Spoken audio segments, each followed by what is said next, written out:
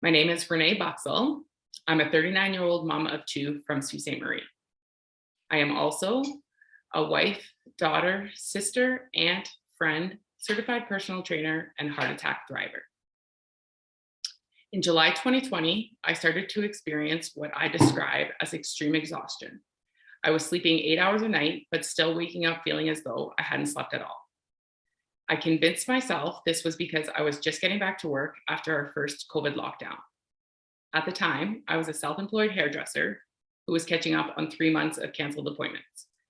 I was working 6 days a week, some days 10 to 12 hours. I also thought I was burnt out from juggling online learning with my 2 young children, along with the stress and worry that came with living in a global pandemic. My coworkers started picking up on my exhaustion as I was sleeping in my chair at work between clients.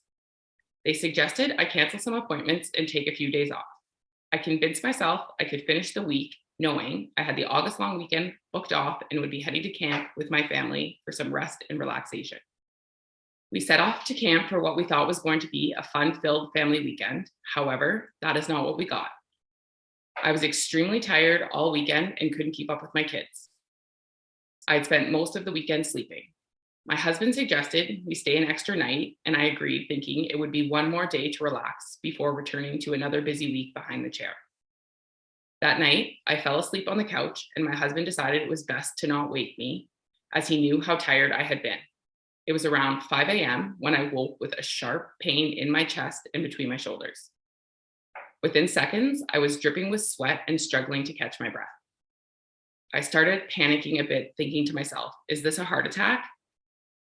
I convinced myself I was okay and went to my room to wait for my husband and children to wake up.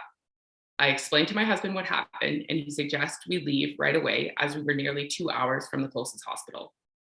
I arrived at the hospital where I was admitted until I could see a cardiologist, as there were some concerns with my blood work. After meeting with a cardiologist, he decided we needed to do an angiogram. In the cath lab, he discovered I had one blocked artery and needed a stent. My time at the hospital is a bit of a blur, but I do remember feeling so many emotions. I wasn't sure what my life after my heart attack was going to look like. I was 36 years old. I had a 5-year-old daughter and a 4-year-old son who needed their mom. Before I was discharged, the cardiologist told me I would have to take part in cardiac rehab. I was unsure of what cardiac rehab even was, but I was ready to do what I had to do. Looking back on my journey, I can easily say participating in cardiac rehab changed my life. 2 years later, and I still maintain a relationship with my trainer from the program. It was during my time in cardiac rehab, I learned to handle life after a heart attack. Everything from my mental health, nutrition, and exercise. I learned coping strategies to help me manage my stress. I started reading, meditating, and journaling daily. With nutrition, we talked about the importance of a well-balanced meal plan. One recommendation was following the Mediterranean diet, as it works well for women living with heart disease. At the gym, I was taught the importance of exercise and heart health, how we should be striving for 150 minutes of cardiovascular activity weekly. You can do things like walking, swimming, or even modified strength training. During cardiac rehab, I also realized that for years, I was so concerned with taking care of my family that I had neglected to take care of myself. You can only do this for so long before it catches up with you. It is a well-known fact that many women do not participate in cardiac rehab, which I believe is a critical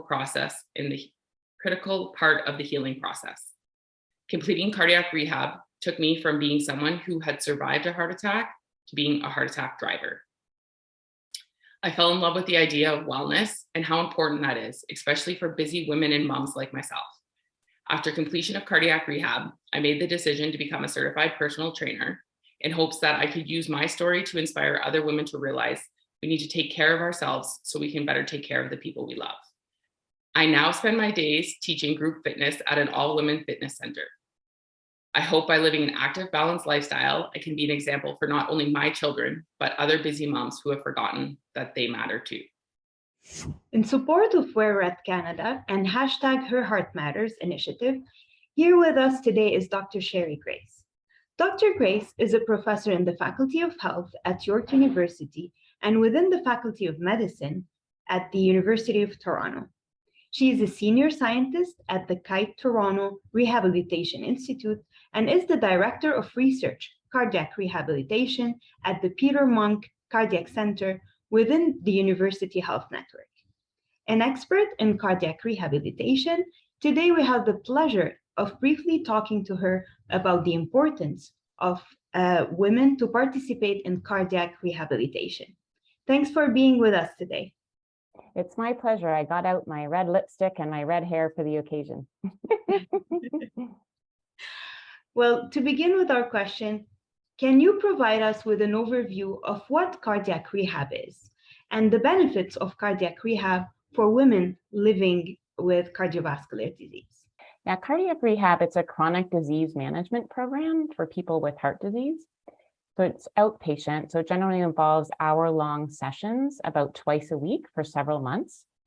And a team of healthcare providers supports patients in reducing their heart risk factors with things like education about their heart, structured exercise, other lifestyle counseling, psychosocial counseling, and it's all based on women's unique needs. And the benefits of these programs are many. Women who attend cardiac rehab live longer and they live higher quality lives than the patients who don't. And they're also less likely to need to go to the hospital. And that holds true for many, many years after patients attend. They can also get back to the activities that make life meaningful to them with confidence. And that's because their mental well-being is managed, their strength is back, and their energy and vitality, and their heart symptoms are managed, so they're not feeling chest pain, etc. Why are women not attending cardiac rehab? So sadly, the main reason is that they don't know about it. So the providers aren't, and healthcare doctors aren't referring them and encouraging them to go. And so we're really working actively to overcome that by instituting systematic referral processes in hospitals so that women are referred before they even leave the hospital for a heart event.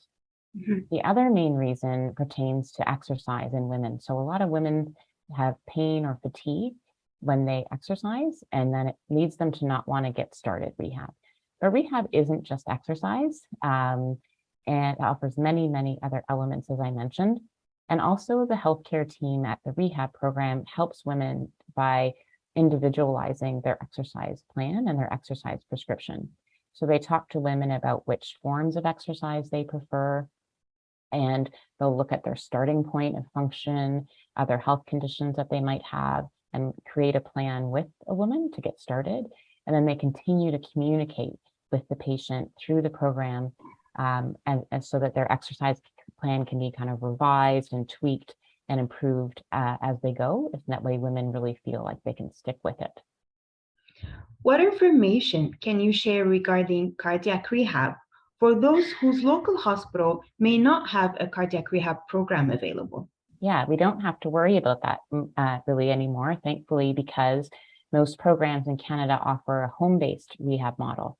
Mm-hmm. So in this, you travel to the program a couple of times. So you do have to go a couple of times for an initial assessment, and just to get to a point where you feel comfortable implementing the care recommendations on your own. And then after that, you're supported at home through generally weekly calls for still about several months. So you're getting the same care, the same supports, and then importantly, you end up with the same benefits that we were just talking about.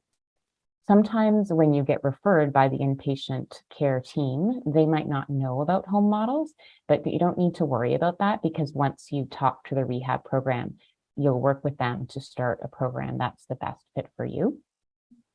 And I just wanted to add that it's really helpful, this home-based model, for women because they're often busy with work or caregiving responsibilities. So it's a lot more flexible. And also, if women have issues with transportation or travel, it really overcomes that for them as well. Finally, could you share some words of wisdom or advice to the audience in support of raising awareness around women's heart health and well-being?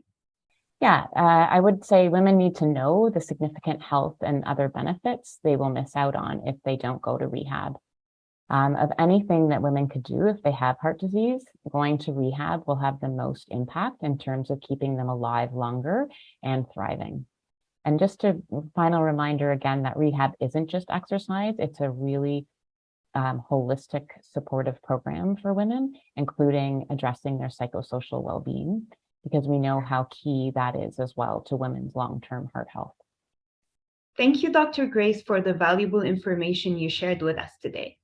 We want you to be mindful, curious, and proactive in the management of your heart health and wellness.